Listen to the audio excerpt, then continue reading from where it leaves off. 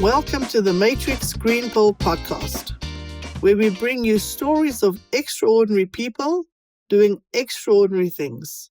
I'm your host, Hilmarie Hutchison, and today we have an inspiring guest who has seamlessly blended the worlds of finance and literature.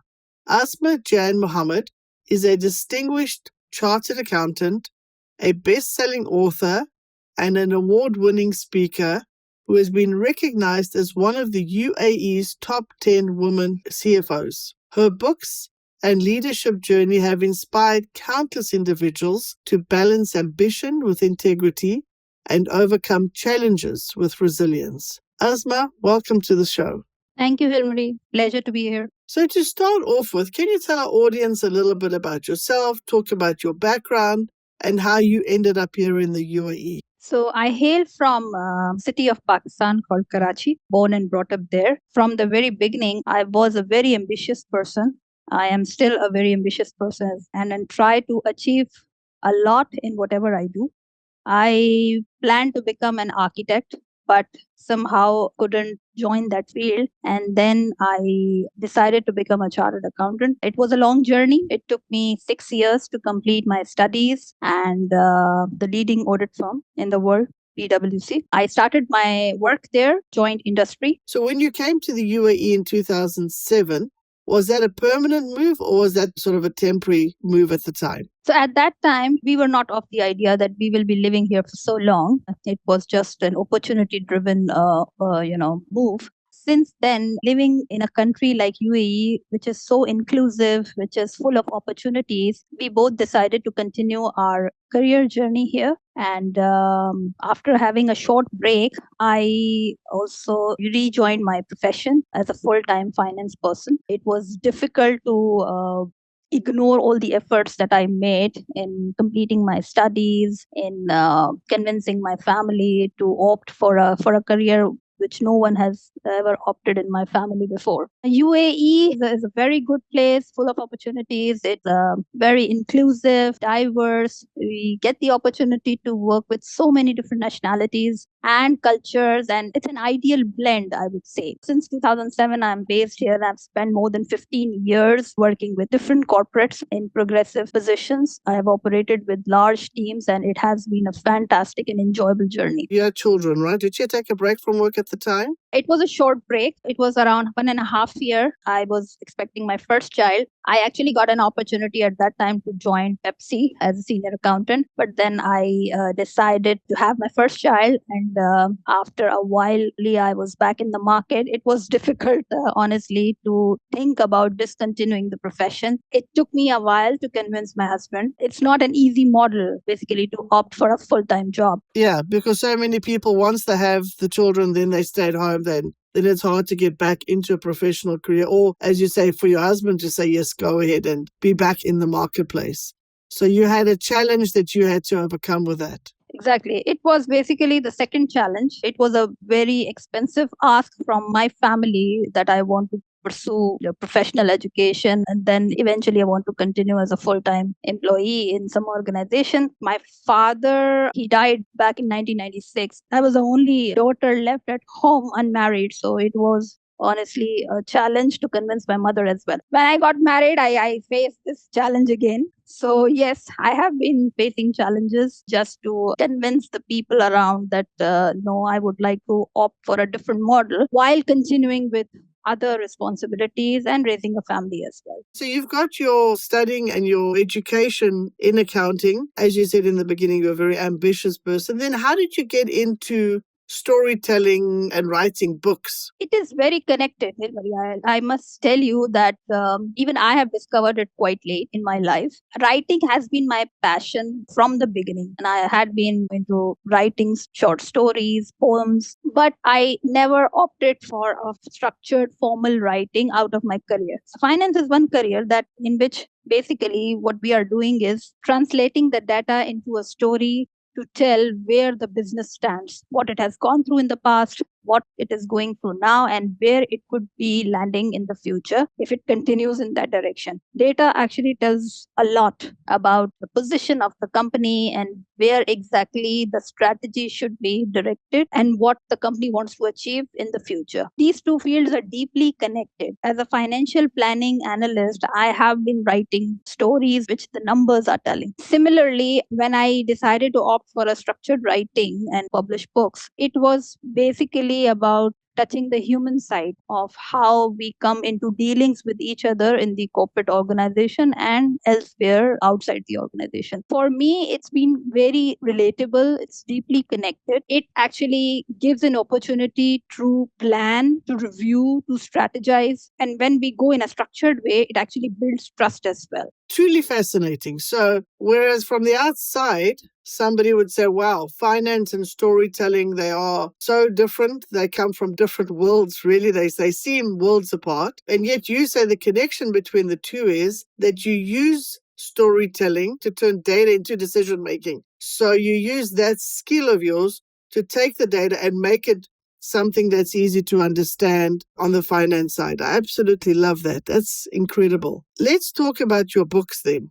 You've got some best-selling books, two of your recent books, Maya's Paradox and Shore, where you explore the themes of resilience and integrity. What inspired you to write these books, and what message do you hope readers take away from them? My primary career is playing a big role in what I write and what I'm trying to communicate as a message to the readers. When we sit and deal with different departments in the organization, there is one thing that I come across as a challenge on a daily basis: how to get the things done, in the most ethical way and as per the best practices that are followed elsewhere in the organization. We talk about policies, we talk about procedures, but when we actually do the work, it's about how to make those transactions happen so that they stay in their ethics, they help build trust inside the organization. And when somebody looks at the numbers, when these efforts are reflected in the numbers and somebody from outside is looking at them, they can trust those numbers. Similarly, going through all these experiences, what actually inspired me that the topic of ethics and the topic of how to deal in business ethically is not very much addressed in the form of theories, and it is not really taught as a subject. What everybody develops as a way of dealing is mainly coming from inside. I mean, it becomes a personal choice as to how you deal on a daily basis. I took the help of writing to actually communicate situations which normally arise within an organization, be it for profit, be it for a non-profit, and then explaining those challenges and then putting a central character across who tries to navigate through those challenges and turn them into opportunities, and then come up with plausible solution as to how best a person can deal with them. That's fantastic. So you are addressing the issue of ethics and giving examples and ways to make the right ethical decisions in specific or in certain situations in the workplace. And as you say, this is because it's not generally addressed head on. So this is something that you have taken on and deal with in your writing. Absolutely. I would like to tell you briefly about Shore. So, this was a full fledged story in the context of a non-profit organization in which there was a board and there were certain people who volunteered for the roles, and they were those board roles, and they were trying to use the platform for their own purposes, and they were involved with corruption and there was power politics in play, etc. Then some of the very young enthusiasts, when they looked at the scenario, when they understood what is going on, they came forward and they raised voices against it. They ran for election, they became part of the board structure, and then how a central character who was a woman navigated through challenges surrounded by a board who was male dominated, what challenges came across and how she did the decision making. The whole thing is narrated in the form of a full-fledged story. My recent book, Maya's Paradox, is a collection of short stories. Those are primarily situations where in the corporate setting, where ambition and being aggressive to achieve profits and daily targets, it oversteps onto the ethics and the integrity part. So then Maya narrates a challenge which either she is going through or she is observing around, and then she come up with a solution. That solution is basically summarized in the form of a quotation at the end of each chapter. Excellent. I love that you've taken this topic of ethics and you've put it again in a format through storytelling that's easy to understand, but with very important lessons for the reader. An excellent way to approach it. I love that. Well done and congratulations on your best-selling books. That's fantastic. Let's shift gears a little bit and talk about something else that's important to you. I know that you're a strong advocate for women in leadership. What are the biggest challenges you see women facing in male-dominated industries, and how can they overcome them? We are essentially talking about half the population in the world. There are studies that estimates that if we put that half population in the world to work, we can almost triple the world GDP significantly in few years. In essence, there are only talks which are happening. They're devoid of any actions. When it comes to hiring and when it comes to development of personnel in the organization, and especially when it comes to having diversity in gender at the C-level positions, I think there is still a big lack of willingness. The will and that burning desire is still missing to have those roles given to women. There is also a lack of having a proper development plan and retention plan for women in the organization who are sourced at the tertiary level. We are still very far behind. Inclusion and diversity, they are still mere tick box exercises happening in the organization, and we are not really convinced probably of the results, or probably we fear the kind of results that may turn up differently. I think one of the reasons for this hesitation is that still a lot of decision makers who are sitting there are men. Women who opt for career, full-time work, and high education, they should be ready to actually face and go an extra mile to prove themselves that they are worthy of staying in those positions, continuing in that organization, and bringing success. I also think that there is a need to review the benchmarks that we have placed for successes. They are highly numeric, and a lot of qualitative factors are lacking behind when it comes to pronouncing the success of an organization. Women are still face a lot of challenges, and they have to put in extra efforts. Women opting for full-time career and also raising a family, the scenario in terms of the hard work and the time input that they give is extraordinary, and it is never perceived the same as their male counterparts.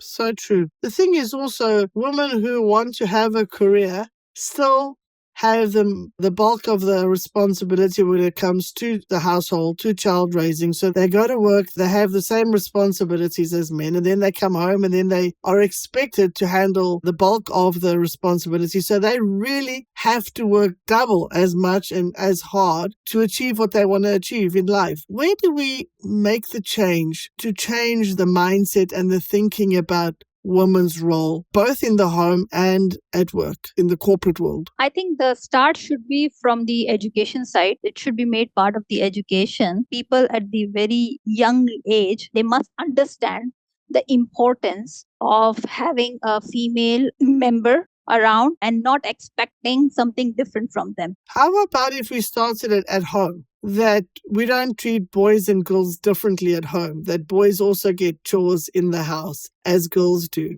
Would that make a difference? When we try to bring a change, there is always some resistance. Why? Because, there is an innate thought process in humans that once they are programmed into something, it takes a lot of time for them to differ from that path which is already opted for. In my opinion, if women is made to work double or different from the man at home, they should be compensated for in numerical terms. Now, it might sound very odd, but I think this is one way to start and give an understanding by putting a number, putting a salary to the efforts woman is making towards her home and a man is doing towards his home. So when you put financial numbers, when you associate numbers with the efforts, I think then people become serious into dealing with those things. Let's shift gears again. Your journey spans across multiple cultures and industries. How have these diverse experiences shaped your perspective on leadership and success? Yes, I've worked with many industries, which has given me a fair view of how businesses are operated. Fortunately, I've had the opportunity of working with the CEOs of those companies, making business plans, looking into the future, assessing financial health of the companies. I think this diversification has also given me an idea that finance and accountancy is basically the most significant. The financial management is the most significant part of any business. No matter how impressive is the business idea and how good you market and try to sell it, the only way to stay successful and keep your business sustainable is basically the true financial management. And since I've been working in UAE, it has given me an opportunity to work in multicultural environment where people are coming from so many countries, bringing different cultures, languages. This opportunity has enabled me, it has actually given me an ability to become adaptable, flexible, and more agile, looking into different scenarios, facing different challenges, and how to become part of that multicultural team, collaborate, and then deliver cross functional efforts to contribute towards the objectives of the organization. As you say, by being exposed to a multicultural organization, multicultural country like the UAE is, it gives you the opportunity to flex those muscles, to learn how to adjust, to be agile, to see how it is to work with people from different cultures. Being in that position also helps us to grow and to become more adaptable. What advice would you give to young professionals just starting out in their careers? I would advise them that they must invest in themselves early in their life. This is something that perhaps I have realized very late. I think, given the kind of world that we are living in, especially the post pandemic scenario and the world which is tech driven and full of opportunities and in a globalized scenario, I think it is best time to actually invest in yourselves and plan for yourself where you want to see yourself after maybe 5 years, 10 years, 15 years, and then draw a plan and strategy and then follow it. This kind of planning and strategizing about yourself will help you to sail through various stages of life. They should not focus only on their career. Career is one part of person's life. Family is one part of person's life. But what continues with us till the end, until before we die, it's basically ourselves. We don't make conscious efforts to understand ourselves, understand our passion, our desires, our wishes as to what exactly inspires us and what we are good and we could inspire somebody else's. There is one book by Todd Henry, I would like to refer that, which says die empty. So don't die old, die empty. You have to empty your tank before you actually reach the graveyard. Because eventually, if something you're carrying inside and your time finish and you die, it's of no use to anyone. So this is one message I would like to. That's excellent. You mentioned there also about not only focusing on your professional side, but also on your personal life. So with your busy schedule, I know you do a lot of things with being a writer and being a professional. How do you maintain a balance between your professional and your personal life? There hasn't been any ideal formula right from the beginning, and honestly, in the beginning I really struggled. My priorities, I was juggling between priorities, so sometimes I felt like I have to be at home and then sometimes while doing my professional duties, so it was a bit of a juggling. But since my kids they have grown now, I'm trying to invest some time that I find unoccupied at home, and I'm trying to invest it into writing, into authoring, or doing some personal studies. I completed my master's last year in international management. I'm trying to diversify further in my profession. So since I've worked with the business, I'm trying to understand if there are areas other than finance that I can easily opt and render my services in those areas. And there is a lot going on. I'm trying to see myself also as to where I will be after 10 years. Congratulations on achieving your master's. That's amazing that you've, even now, after you're already a professional, already so well recognized, you're still improving yourself, still getting educated. That's fantastic. Well done on that. Thank you. I know you mentioned earlier about your personal struggle with convincing your family about your need to get a professional education and to enter the workforce. What advice would you give to young women who are facing a similar difficulty? A person has to follow the dreams. I mean, one should be able to first dream for herself or himself and then follow it to the end. That is the only way to get things done in this world. If we are not having objectives for ourselves, then probably we become part of somebody else's objectives. A person has to be resilient. A person has to stick to what he or she wants to achieve in this world. And it has to be meaningful. And in terms of convincing the people around, we can make it a win-win situation. I mean, like, there has to be some give and take, but at the end of the day, it has to be a win-win situation. And one should come up with options and suggestions and be always flexible. Sometimes we aim for something and we determine how to do that, but while we practically start doing it, it doesn't turn up in the same manner. So we have to remain flexible in a bit of changing the direction, but eventually, which is leading to the objective eventually. It should be a win on every side. It may not sound very easy, but it's not impossible to do in this world, which is full of opportunities. You're a living example of someone who has accomplished that, who was able to convince the people around her of the need to have the education that you wanted. And you've accomplished so much because you were able to convince them that this was important. Well, thank you so much for sharing all of your knowledge and your experiences with us. I'm sure our audience will enjoy the tips that you've shared. Now we've come to the segment of our show where I'll ask you some rapid fire questions, our version of a game show. Are you ready? Yeah, sure. First one's easy. What's next for you in terms of projects, books, or new adventures? Probably another book. Oh, how exciting. What is your favorite book? I don't have as such a favorite one. What is one piece of financial advice you swear by? Things definitely start with a dream, but one needs to have a reality check and opt for risk management. Otherwise, it's going to be a financial failure. Risk management, excellent. If you had to describe yourself in 3 words, what would it be? I'm a doer. People call me inspirational, and I am rebellious. I can hear that from your childhood already. Very good. What is your go-to method for staying inspired? Lead by example. Oh, very good. What is one thing you do every day, no matter how busy you get? Plan and follow my schedule. Thank you very much for playing along. That was easy enough. Now I'd like to ask you our signature question about your green pill moment. If you took the green pill to go back in time and change one thing about your journey, what would it be? What I have become so far, I don't think I would like to opt and go back in time. But if that is at all necessary, I think I will pick up my authoring journey a bit earlier. In fact, I should have opted it 10 years back.